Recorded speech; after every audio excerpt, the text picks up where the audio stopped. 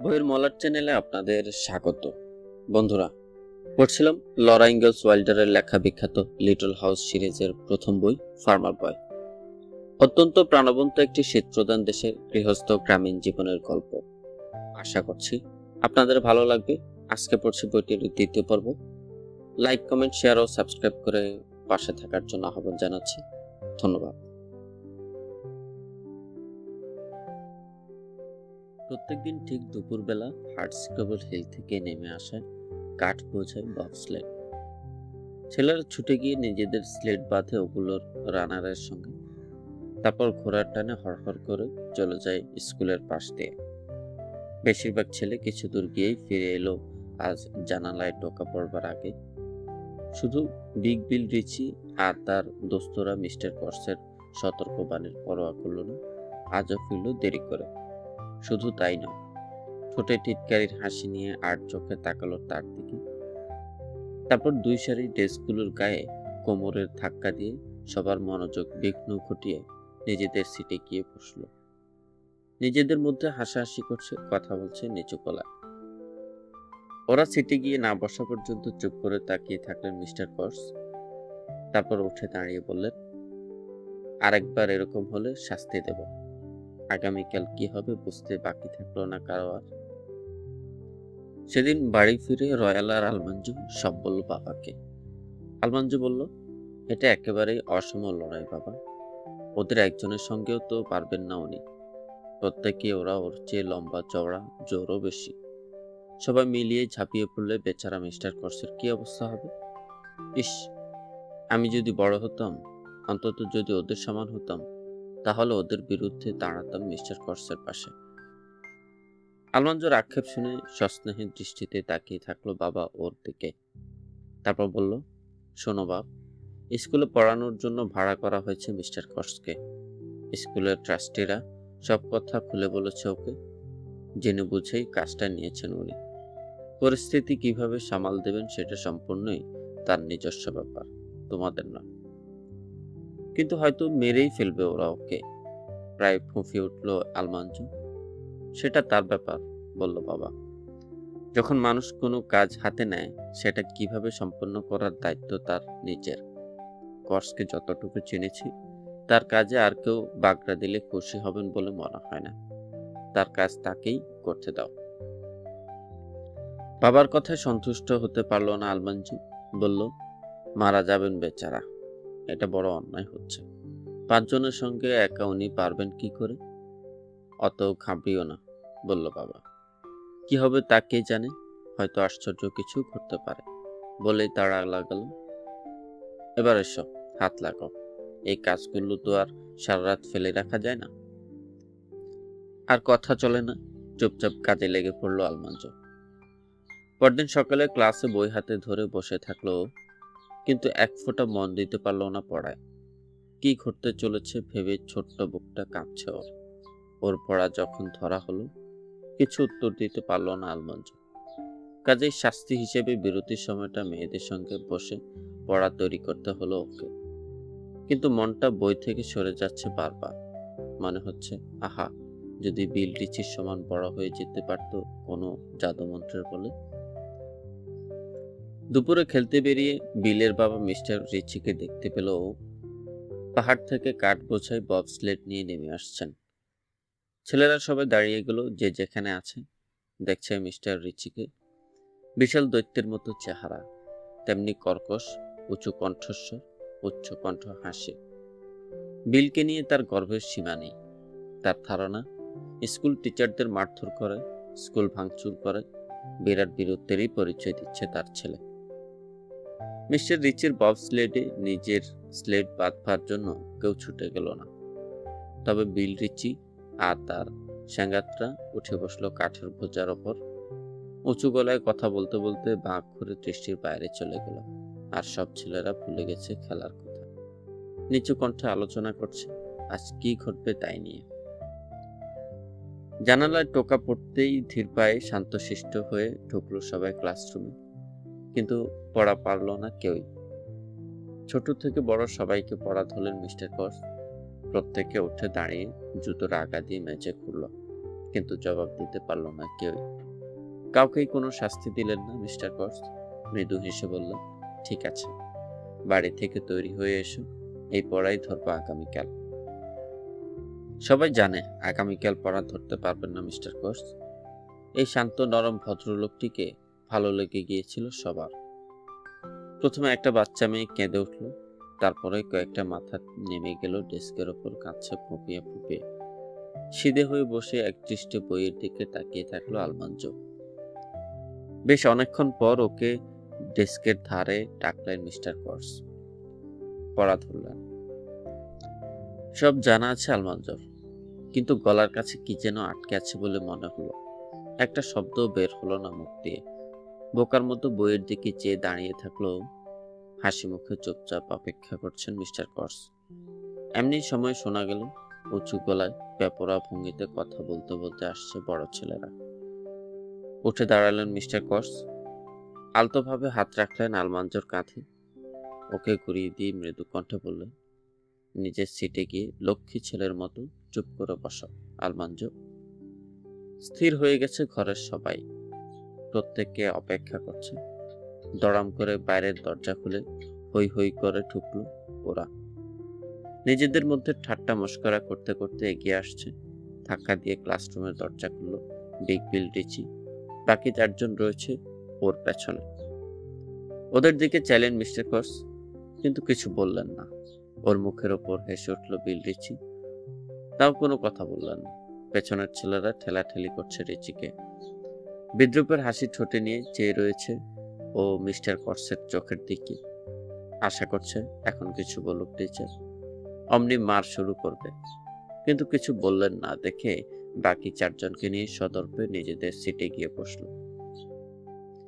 এতক্ষণে ডেস্কের ঢাকনিটা সামান্য উঁচু করে কথা বলেন মিস্টার কর্স। রিচি, উঠে এসো এদিকে। এক লাফে উঠে দাঁড়ালো বিগ বিল। টান দিয়ে কোটটা খুলেই হাঁক ছাড়লো। চলে আয় সবাই। লম্বা পা ফেলে এগিয়ে আসছে ও 2 সারি ডেস্কের মাঝ দিয়ে। ভয়ে কলজেটা শুকিয়ে গেল আলমাঞ্জোর। যা ঘটবে তা ও দেখতে চায় না, কিন্তু চোখও ফেরাতে পারছে না। ডেস্ক থেকে এক পা সরে গেলেন মিস্টার কর্স। ডেস্কের ঢাকনির নিচ থেকে সাত করে বেরিয়ে এলো ওর ডান হাত। কালো একটা রেখার মতো লম্বা সরু কি যেন বেরিয়ে এসে তীক্ষ্ণ শীষের মতো আওয়াজ তুলল বাতাসে। ওটা 15 ফুট লম্বা একটা ব্ল্যাক স্নেক চাবুক। লোহা দিয়ে মোড়া ছোট্ট হ্যান্ডেলটা মিস্টার কর্সের ডান হাতে। লম্বা চাবুক উড়ে গিয়ে পেঁচিয়ে ধরল বিলের পা। হ্যাচকা টান দিয়ে দিলেন মিস্টার কর্স। হুমড়ি খেয়ে পড়তে গিয়েও কোনো মতে সামনে নিল বিল। বিদ্যুৎ চমকের মতো আবার পেঁচিয়ে ধরল ওকে চাবুক। আবার টান দিলেন মিস্টার কর্স। এদিকে এসো বিল রিচি। নরম গলায় কথাটা বলেই আবার চাবুক চালালেন তিনি। ওকে নিজের দিকে টেনে আনছে, আর সেই সঙ্গে এক পা করে পিছিয়ে যাচ্ছেন। এই অবস্থায় মিস্টার কর্সকে ধরা বিগ বিলের পক্ষে সম্ভব নয়। সাঁই সাঁই চাবুকের আঘাত দ্রুত থেকে দ্রুততর হচ্ছে। তীব্র টানে এগিয়ে আসছে বিল, পিছিয়ে যাচ্ছেন মিস্টার কর্স। তারপর ওর চারপাশে ঘুরে ঘুরে চালাতে থাকলেন চাবুক। বিলের প্যান্ট শার্ট ছিঁড়ে ফেলে ফালা ফালা হয়ে গেল কয়েক মিনিটের মধ্যে। হাত পা থেকে চাবুকের তীক্ষ্ণ কামড় লেগে রক্ত ঝরছে। সাঁই করে আসছে চাবুক, ছোবল দিয়ে সরে যাচ্ছে বিদ্যুৎ বেগে। চোখে দেখা যায় না। এগোবার চেষ্টা করলো বিল। ঠিক সে মুহূর্তে পা পেঁচিয়ে ধরা চাবুকে জোর টান দিলেন মিস্টার কর্স। ধড়াম করে চিত হয়ে পড়ে গেল বিগ বিল। কেঁপে উঠল গোটা ক্লাসরুমের মেঝে। উঠে দাঁড়িয়ে গালাগালি শুরু করলো বিল অকথ্য ভাষায়। তুলে ছুঁড়ে মারবে বলে টিচারের চেয়ার তুলতে গেল, ছুটে এলো চাবুক। একটানে ঘুরিয়ে দিল ওকে। এতক্ষণে নিজের অসহায় অবস্থা টের পেল বিগ বিল রিচি। চাবুকের বিরুদ্ধে কিছুই করতে পারবে না সে। বন্ধুরাও কেউ সাহায্য করবে না। হঠাৎ বাছরের মতো লম্বা ডাক ছেড়ে কেঁদে উঠল রিচি। সারা শরীর ক্ষত বিক্ষত হয়ে গেছে ওর। ফোঁপাচ্ছে আর কাতর কণ্ঠে মাপ চাইছে, কিন্তু চাবুকের ছবল থামছে না। একটু একটু করে ঝাঁকিয়ে ঝাঁকিয়ে ওকে দরজার কাছে নিয়ে এলেন মিস্টার কর্স। হুমড়ি খেয়ে বিল দরজার বাইরে গিয়ে পড়তে দরজার বল্টু লাগিয়ে দিয়ে ফিরলেন বাকি 4 জনের দিকে। এবার তুমি এসো জন। বিস্ফোরিত চোখে কয়েক সেকেন্ড চেয়ে রইল জন চাবুকটার দিকে, তারপর ঘুরে পালাবার চেষ্টা করতে গেল। দ্রুত কয়েক পা এগিয়ে এলেন মিস্টার কর্স। পর মুহূর্তে ছুটে এসে জনকে জড়িয়ে ধরল চাবুকটা। এক ঝাঁকিতে কয়েক পা এগিয়ে এলো জন। প্লিজ প্লিজ টিচার প্লিজ, করুণ আকুতি জনের কণ্ঠে। কোনো জবাব দিলেন না মিস্টার কর্স। সাঁই সাঁই বাতাস কেটে ছুটে আসতে থাকলো ব্ল্যাক স্নেক চাবুক। জনের আর্তনাদ ভরে গেল গোটা ক্লাসরুম। হাঁপাচ্ছেন, ঘাম ঝরছে গাল বেয়ে, কিন্তু এক মুহূর্তের জন্য থামছে না মিস্টার কর্স। টানতে টানতে দরজার কাছে এনে চাবুকের শেষ আঘাতে ওকে ঘর থেকে বের করে দিয়ে লাগিয়ে দিলেন দরজা। তারপর ঘুরে দাঁড়ালেন আবার। বাকি তিনজন ততক্ষণে খুলে ফেলেছেন পেছনের জানালাটা। ধূপধাপ লাফিয়ে পড়ে তুষারের মধ্যে পালালো ওরা যে যেদিক পারে। যত্নের সঙ্গে চাবুকটা ডেস্কের ভিতর রেখে দিলেন মিস্টার কর্স। রুমাল বের করে মুখ মুছলেন। গলাটা ঠিকঠাক করে বললেন, রয়্যাল, তুমি জানালাটা বন্ধ করে দেবে প্লিজ। রয়্যাল বন্ধ করে দিল ওটা। এবার যেন কিছুই হয়নি এমন ভঙ্গিতে চেয়ারে বসে অঙ্ক ধরলেন মিস্টার কর্স। কেউ পারল না একটা অঙ্ক। ছুটি হতেই বাইরে বেরিয়ে সবাই খুশিতে হই হুল্লোড় শুরু করলো। এক বাক্যে সবাই বলল, উচিত শাস্তি হয়েছে। বড় বার বেড়ে গিয়েছিল রিচি আর তার দলবলের। আচ্ছা মতো শাস্তি হয়েছে আজ মিস্টার কর্সের হাতে। রাতে খেতে বসে শুনল আলমাঞ্জো বাবা আর মিস্টার কর্সের আলাপ। মিটিমিটি হেসে বাবা বলল, রয়্যালের কাছে শুনলাম ওই ছেলেরা নাকি আপনাকে শিক্ষা দিতে পারেনি। না, আমি বরং কিছুটা শিক্ষা দিয়েছি ওদের, হাসলেন মিস্টার কর্স। আপনার ব্ল্যাক স্নেক চাবুকটা সত্যি জাদু দেখিয়েছে, ধন্যবাদ। খাওয়া থামিয়ে হা করে চেয়ে রইল আলমাঞ্জো বাবার মুখের দিকে। বাবা তাহলে সবই জানতো আগে থেকেই?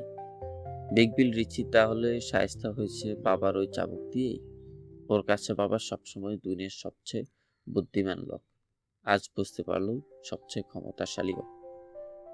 বাবার কথা থেকে আরো জানা গেল বিল রিচি তার বাবাকে দুপুরে বলেছে আজই ওরা টিচারকে পিটি লাগাবে।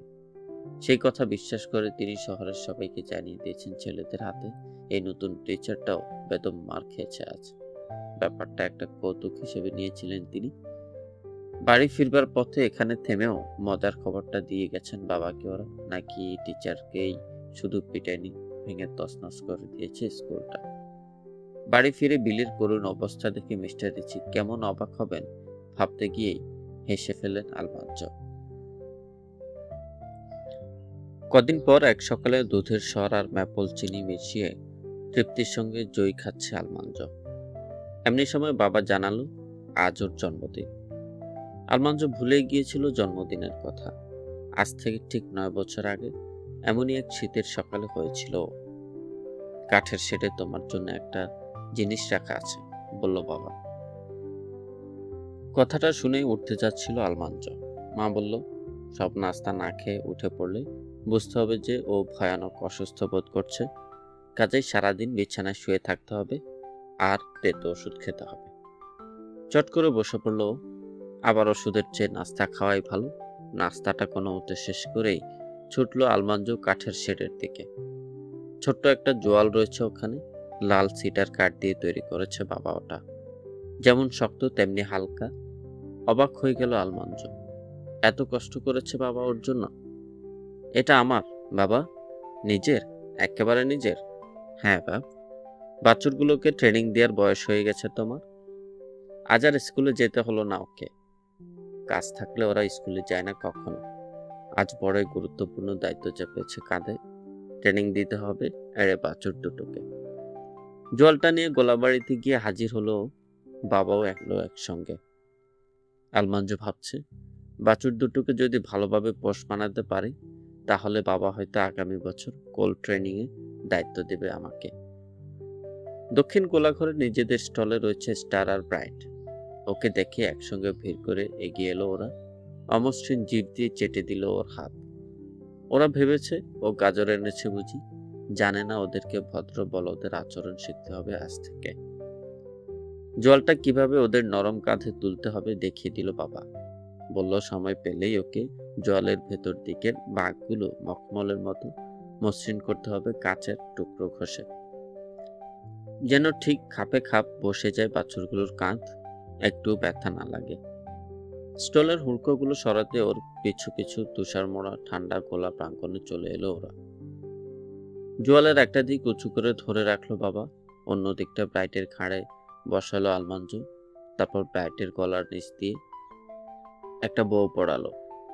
বউর দুই প্রান্ত জোয়ালের গায়ে তৈরি করা দুটো গর্তের ভেতর দিয়ে উঠে এলো উপরে। তারপর বউর দু প্রান্তের ছিদ্র দিয়ে ঢুকিয়ে দিল কাঠের দুটো বউ পিন। ব্যাস, আটকে গেল বউটা জোয়ালের সঙ্গে। নড়ে চড়ে ঘাড় বাঁকিয়ে কাঁধে চাপানো অদ্ভুত জিনিসটা দেখবার চেষ্টা করছে ব্রাইট অস্বস্তি ভরে, কিন্তু নিচু কণ্ঠে তাকে আশ্বাস দিচ্ছে আলমাঞ্জ। তাই দাঁড়িয়ে থাকলো স্থির হয়ে। খুশি হয়ে ওকে একটা গাজর দিল আলমাঞ্জ।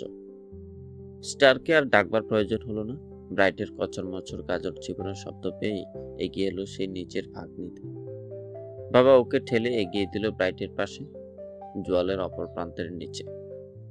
বউটা ওর গলায় নিচ দিয়ে উপরে তুলে জোয়ালের সঙ্গে আটকে দিল আলমাঞ্জু বউপিন দিয়ে। এবার স্টারের ছোট্ট শিং দুটো এক টুকরো দড়ির ফাঁস দিয়ে বেঁধে দড়িটা ধরিয়ে দিল বাবা আলমাঞ্জুর হাতে। বাছুর দুটোর সামনে গিয়ে দাঁড়ালো আলমাঞ্জু, চেঁচিয়ে হুকুম দিল, গিট আপ। স্টারের গলাটা লম্বা হচ্ছে ক্রমে। আলমাঞ্জুর দড়ির টানে শেষ পর্যন্ত পা বাড়ালো সামনে। ওদিকে গোঁত আওয়াজ তুলে পেছনে সরে যাওয়ার চেষ্টা করলো ব্রাইট। জোয়াল চাপানো থাকায় মাথাটা বাঁকা হয়ে যাচ্ছে স্টারের, কাজেই তাকে থামাতে হলো। থেমে দাঁড়িয়ে ঘটনাটা কি বসবার চেষ্টা করছে ওরা, চোখ বড় বড় করে। ওদেরকে ঠেলে ধাক্কিয়ে পাশাপাশি দাঁড় করাতে সাহায্য করলো বাবা আলমাঞ্জুকে। তারপর বলল, এবার আমি চললাম বাপ। কিভাবে কি শেখাবে ওদের তুমি বের করো। কথাটা বলে গোলাঘরের ভেতর অদৃশ্য হয়ে গেল বাবা। বাবা ওর কাজ তদারক করতে থাকছে না। আলমাঞ্জুর মনে হলো এতেই প্রমাণ হয় যে এদিকটা সামলানোর মতো বয়স ওর হয়েছে।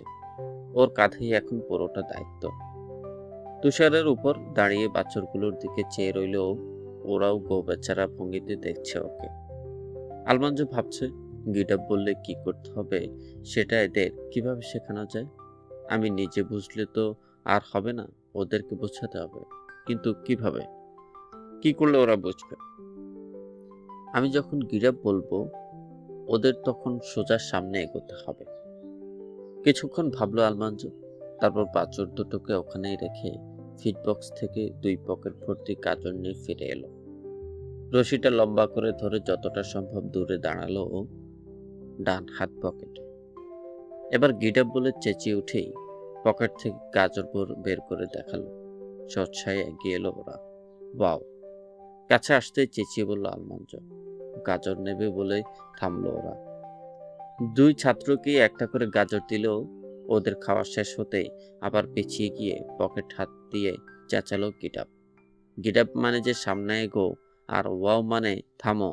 এটা বাছুর দুটো এতই দ্রুত শিখে নিল যে রীতিমতো অবাক হয়ে গেল আলমাঞ্জু। ঠিক পূর্ণবয়স্ক ষাঁড়ের আচরণ করছে ওরা এখন। বাবা এসে দাঁড়ালো গোলাঘরের দরজায়।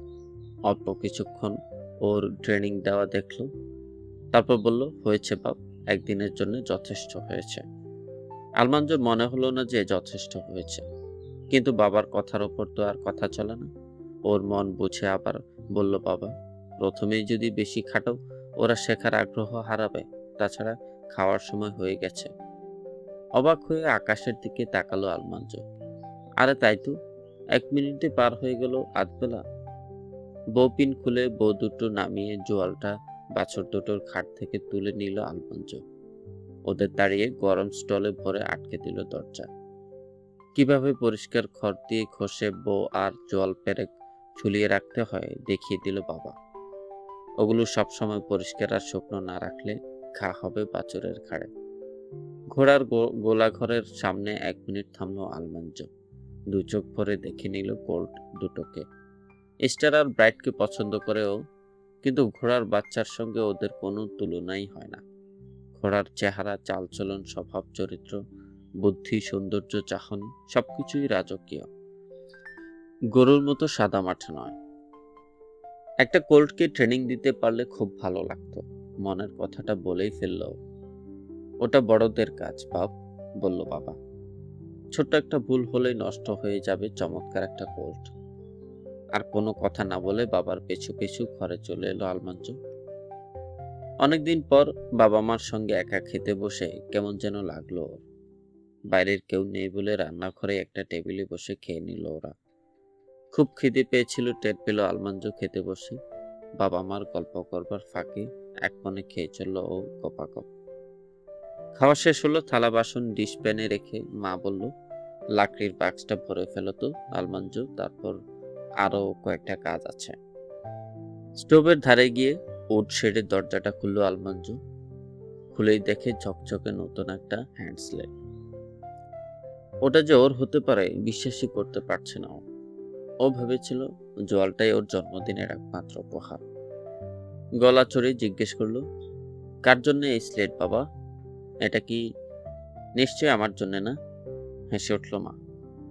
বাবার চোখ দুটো ঝিকমিক করে উঠল। বলল, তবে কার? এ বাড়িতে 9 বছরের আর কে আছে বলো? হিকড়ি কাঠ দিয়ে নিজ হাতে সুন্দর করে বানিয়েছে বাবা। গায়ে হাত বুলে কোথাও কোনো উঁচু হয়ে থাকা গোছ বা জোড়া দেওয়ার ফাঁক টের পেল না আলমাঞ্জু। যাও যাও, বেরিয়ে পড়ো, হাসতে হাসতে বলল মা। বাইরে নিয়ে যাও স্লেটটা, দেখো এক চক্করে ঘুরে কেমন লাগে। আকাশে জলজল করছে সূর্যটা, কিন্তু তুষারের ওপর ঠান্ডা এখন হিমাঙ্কের 40 ডিগ্রি নিচে। সন্ধ্যা পর্যন্ত স্লেট নিয়ে আপন মনে খেললো আলমাঞ্জু। নরম তুষারে নড়তে চায় না স্লেট, কিন্তু রাস্তায় বব স্লেটের রানার দিয়ে তৈরি হয়েছে দুটো চমৎকার শক্ত ট্র্যাক।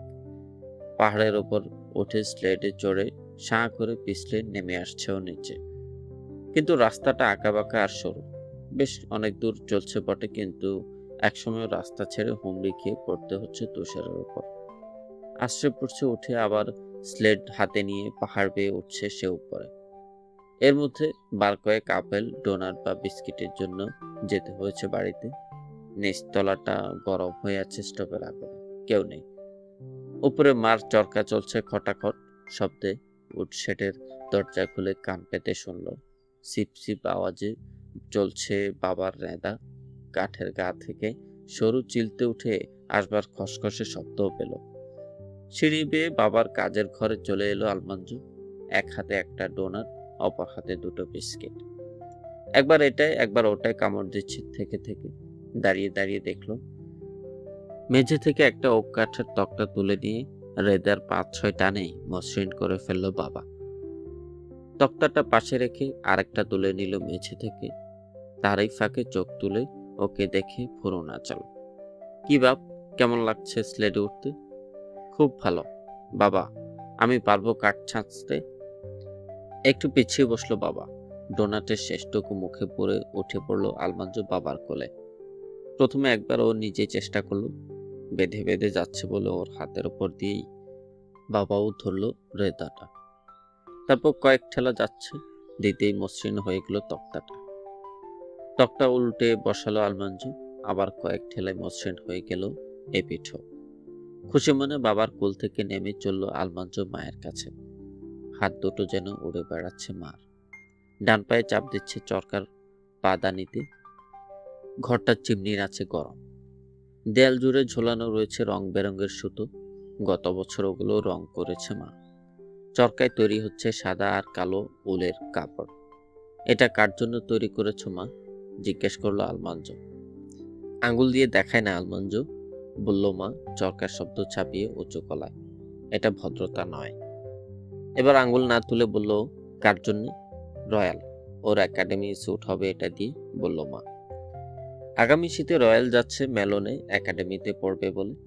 মা এখন থেকেই ওর স্যুটের জন্য কাপড় বুনতে লেগে গেছে। বাড়িতে সব ঠিকঠাক আছে দেখে নিশ্চিন্ত হয়ে আরো দুটো ডোনাট নিয়ে খেলতে চলে গেল ও বাইরে। সন্ধ্যা হয়ে আসতে স্লেট রেখে দৈনন্দিন কাজে লেগে গেল আলমাঞ্জু। কাজের কোনো অভাব নেই। মজার মজার সব কাজ। পশুদের পানি খাওয়াও, খাবার দাও, ময়লা খড় পরিষ্কার করে শুকনো খড় বিছাও স্টলগুলোয়, দুধ দোয়াও, মুরগিদের খাবার দাও। আর সুযোগ পেলে সবচেয়ে আকর্ষণীয় স্টলটার সামনে দাঁড়িয়ে দু চোখ ভরে দেখো কোল্ড দুটোকে। গোলাঘর থেকে বেশ কিছুটা দূরে পাম্প হাউস। ওখানে শুরু হয় প্রথম কাজ। ঠান্ডা পাম্প ঘরে ঢুকে প্রাণপণে পাম্প হ্যান্ডেল ধরে চাপ দেয় আলমাঞ্জ। পানি উঠে এসে প্রথমে, পরে টিনের একটা টুয়া মতো জিনিসে, ওখান থেকে দেয়ালের একটা ফোকরের মধ্য দিয়ে গিয়ে পড়ে বাইরে রাখা বড় একটা গামলায়। গামলার গায়ে বরফের প্রলেপ পড়েছে ঠান্ডায়। ওদিকে দফায় দফায় ঘোড়াগুলোকে এনে পানি খাওয়ায় বাবা।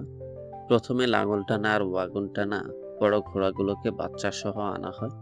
ওদের পানি খাওয়া হয়ে গেলে এক এক করে আনা হয় আলমাঞ্জোর প্রিয় কোল্ট দুটোকে। ওগুলোকে এখনো ভালো মতো পোষ মানানো হয়নি। ওরা লাফায়, ঝাঁপায়, পা ছড়ে, ছুটে পালাবার চেষ্টা করে, বিরক্ত বোধ করে ঠান্ডায়, কিন্তু শক্ত করে রশি ধরে রাখে বাবা, ছুটতে দেয় না। এদিকে প্রাণপণে পাম্প করে চলে আলমাঞ্জ। ঘোড়াগুলো কম্পমান নাক ডোবায় পানিতে, একটানে কমিয়ে দেয় অনেকখানি। ঘোড়াগুলোর পানি খাওয়া হয়ে গেলে বাবা এসে ঢোকে পাম্প হাউসে। বাইরে রাখা পানির গামলা ভর্তি হয়ে যায় খুব দ্রুত। তারপর গিয়ে ছেড়ে দেয় গরুগুলোকে। গরু বাছুরকে আর পথ দেখাতে হয় না, ছাড়া পেয়ে ছুটে আসে গামলার ধারে। ওদিকে একমনে পাম্প করে চলেছে আলমাঞ্জ। পানি খেয়ে আর দাঁড়ায় না ওরা, ছুটে চলে যায় গোলাঘরের নিজ নিজ গরম স্টলে। পিচফর্ক নিয়ে আলমাঞ্জ স্টল পরিষ্কার করতে করতেই জইয়ার মটরশুঁটি মাপ মতো মেশানো হয়ে গেছে বাবার। ইতোমধ্যে রয়্যাল ফিরে এসেছে স্কুল থেকে। সবাই মিলে প্রত্যাহিক কাজগুলো শেষ করতে আর খুব বেশি সময় লাগে না। ফুরিয়ে গেল জন্মদিন, কাল থেকে আবার স্কুল।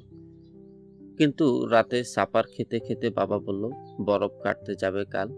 রয়্যাল আর আলমাঞ্জ ইচ্ছে করলে যেতে পারে সঙ্গে। এত ঠান্ডা পড়েছে যে পায়ের নিচের তুষার খড়খড়ে লাগছে বালির মতো। উপরি দিকে একটু পানি ছিটেলে বরফের বল পড়ছে নিচে। এমন দিনে বরফ কাটতে হয়।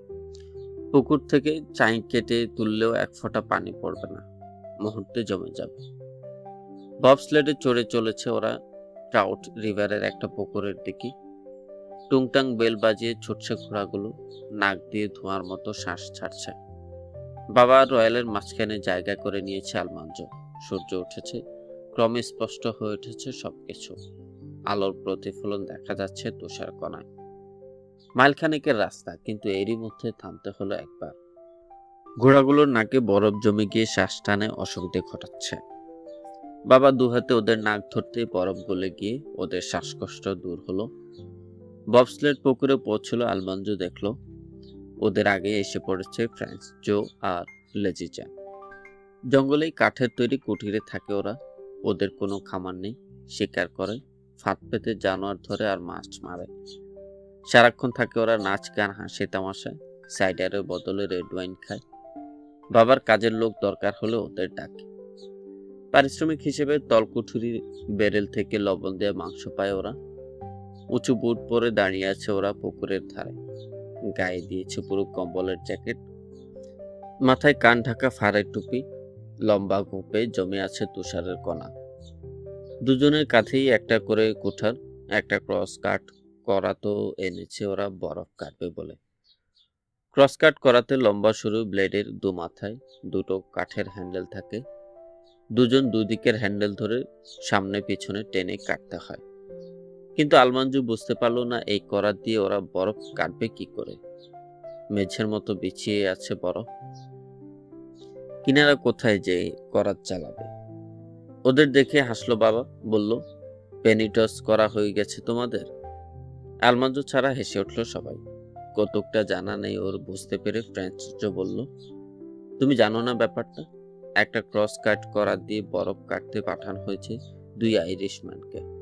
প্রচুর কাঠ গাছের গুড়ে কেটেছে ওরা, কিন্তু বরফ কাটেনি কোনোদিন। বরফের দিকে চাইলো ওরা, করাতের দিকে চাইলো।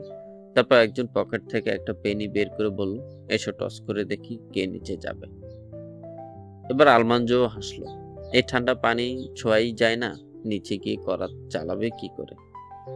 পুকুরের ঠিক মাঝখানে গিয়ে দাঁড়ালো ওরা। জোর বাতাস বইছে, তুষার সরিয়ে যেন ওদের জন্যই তৈরি রেখেছে বেশ কিছুটা জায়গা। জোয়ার জন বেশ বড়সড় একটা 3 কোনা গর্ত করল সেখানে। ভাঙা টুকরোগুলো সরিয়ে ফেলতে টলটলে পানি দেখা গেল নিচে। 20 ইঞ্চি মতো পুরো, বলল লেজিজেন। তাহলে 20 ইঞ্চি করেই কাটো, বলল বাবা। ফাঁক দিয়ে নিচে নামিয়ে দিল ওরা ক্রস কাট করাতে এক মাথা। তারপর কাটতে শুরু করলো। ও মাথায় কারো ধরবার প্রয়োজন পড়লো না, কারণ কাঠের মতো শক্ত নয়, বরফ একাই কাটা যায়। 20 ইঞ্চি দূরে দুটো সরল রেখায় সমান্তরাল করে 20 ফুট কাটলো ওরা। তারপর কোঠার দিয়ে টোকা দিতেই 20 ইঞ্চি চড়া, 20 ইঞ্চি উঁচু আর 20 ফুট লম্বা বরফের চাইটা আলগা হয়ে ভাসতে থাকলো পানিতে। 3 কোনা ফাঁকের দিকে ঠেলে দিল ওটাকে জন লাঠি দিয়ে। জো এবার খ্যাচ খ্যাচ কাটতে শুরু করলো 20 ইঞ্চির পর পর। আর বাবা বড় একটা সাঁড়াশি দিয়ে ওগুলো তুলে সাজিয়ে রাখতে থাকলো ববস্লেডের উপর। দৌড়ে গর্তের কিনারায় গিয়ে দাঁড়ালো আলমাঞ্জো করাতের কাজ দেখবে বলে। হঠাৎ পিছলে গেল পা। চারদিকে হাতড়ে ধরবার কিছু পেল না ও। পড়ে যাচ্ছে পানিতে, জানে পুরোই তলিয়ে যাবে, স্রোতের টানে চলে যাবে বরফের নিচে, কেউ উদ্ধার করতে পারবে না। হঠাৎ করাত ছেড়ে ছবল দিল ফ্রেঞ্চ জোর একটা হাত। একটা চিৎকার কানে গেল ওর। পর মুহূর্তে অনুভব করলো একটা কর্কশ হাত চেপে ধরেছে ওর পা। হেঁচকা টানে ওকে সরিয়ে আনলো হাতটা। দড়ম করে উপর হয়ে পড়লো আলমাঞ্জো শক্ত বরফের উপর। প্রচন্ড ঝাঁকি খেলো গোটা শরীরটা, কিন্তু তারপরও চট করে উঠে দাঁড়ালো। দেখলো দৌড়ে আসছে বাবা। সামনে দাঁড়িয়ে হাঁপাচ্ছে বাবা, বিশাল, ভয়ঙ্কর। আচ্ছা মতো চাপকানো দরকার তোমাকে, বলল বাবা। বুঝেছ? হ্যাঁ বাবা, মিনমিন করে বলল আলমাঞ্জো। ও জানে দোষ হয়ে গেছে। 9 বছরের একটা ছেলের উচিত হয়নি বোকার মতো গর্তের অত কাছে যাওয়া। ভয় যেমন পেয়েছে তেমনি লজ্জাও পেয়েছে আলমাঞ্জো। জামা কাপড়ের ভেতর কুকড়ে ছোট হয়ে গেল ওর শরীরটা। পা কাঁপছে চাবুকের ভয়ে। বাবার চাবুকে খুব ব্যথা লাগে, তবে এও জানে ওকে চাবুক মারাই উচিত। ববস্লেডের রাখা চাবুকটা দেখলো একবার। এবারের মতো ছেড়ে দিচ্ছি, বলল বাবা ধরোয়া গলায়। আলমাঞ্জো জানে না ওর চেয়েও কত বেশি ভয় পেয়েছে বাবা দুর্ঘটনার পরিণতির কথা ভেবে। কিনারা থেকে দূরে থাকবে। হ্যাঁ বাবা, বলল আলমাঞ্জো নিচু গলায়। সরে গেল গর্তের কিনারা থেকে। ববস্লেডে বরফে ভর্তি হয়ে গেল। গোলা ঘরের পাশে বরফ ঘরে নিয়ে আসা হলো সব। 3 ইঞ্চি পুরু করে কাঠের গুঁড়ো ছড়ালো বাবা মেঝেতে। তার ওপর 3 ইঞ্চি ফাঁক ফাঁক করে বসালো বরফের ছাই। ওগুলো বসিয়ে দিয়েই ছুটলো আবার পুকুরে। বরফ ঘর তৈরির কাজে লেগে গেল রয়্যাল আর আলমাঞ্জো। প্রতিটা বরফ খণ্ডের ফাঁকে কাঠের গুঁড়ো ভরে কাঠি দিয়ে খুঁচিয়ে আট করে বসালো। তারপর বেলচা দিয়ে ঘরের কোণে রাখা সমস্ত কাঠের গুঁড়ো তুলে বরফের ওপর ফেললো। কোণটা খালি হতে সেখানে মেঝের ওপর বাবার মতো করে 3 ইঞ্চি ফাঁক দিয়ে দিয়ে বরফ খণ্ড বসালো 3 ইঞ্চি পুরো কাঠের গুঁড়োর ওপর। তারপর সেগুলোর ফাঁকে আট করে কাঠের গুঁড়ো ঠেসে দিয়ে সমস্ত বরফ ঢেকে দিল 3 ইঞ্চি পুরো কাঠের গুঁড়ো দিয়ে। যতটা সম্ভব দ্রুত কাজ করছে ওরা, কিন্তু ওদের কাজ শেষ হওয়ার আগেই আরো বরফখণ্ড নিয়ে ফিরে আসছে বাবা। প্রথম আনা বরফগুলোর উপর আবার 3 ইঞ্চি ফাঁক করে চাই বসিয়ে দিয়ে ছুটছে আরো আনতে। 2 ভাই কাঠি দিয়ে গুতিয়ে প্রতিটি ফাঁকে কাঠের গুঁড়ো ঠেসছে। তারপর কাঠের গুঁড়োর গাদা বেলচা দিয়ে তুলছে উপরের তাকে, ছড়িয়ে দিচ্ছে 3 ইঞ্চি পুরো করে। কিন্তু ওদের কাজ শেষ হওয়ার আগে ববস্লেডে ভর্তি বরফের চাই নিয়ে ফিরে আসছে বাবা। আবার সাজিয়ে দিয়ে চলে যাচ্ছে আরো আনতে। সেকি ভাগ কাজ হতে দুপুর গড়িয়ে গেল। খাওয়া দাওয়ার পর আবার চলল কাজ সন্ধ্যায় দৈনন্দিন কাজ শুরু হওয়া পর্যন্ত। তারপর আরো 2 দিন চলল বরফের ঘরের কাজ। 3 দিন সন্ধ্যায় ছাদ সমান উঁচু বরফের ওপর কাঠের গুঁড়ো দেওয়ার পর শেষ হলো কাজ। আগামী 1টা বছর থাকবে ওই বরফ। গ্রীষ্মকালেও যতই গরম পড়ুক না কেন, কাঠের গুঁড়োর নিচে এই বরফের চাই গলবে না একটুও। যে কোনো সময় আইসক্রিম বা লেমনেড বানাতে বরফের প্রয়োজন হলেই এখান থেকে খুঁড়ে নেওয়া যাবে।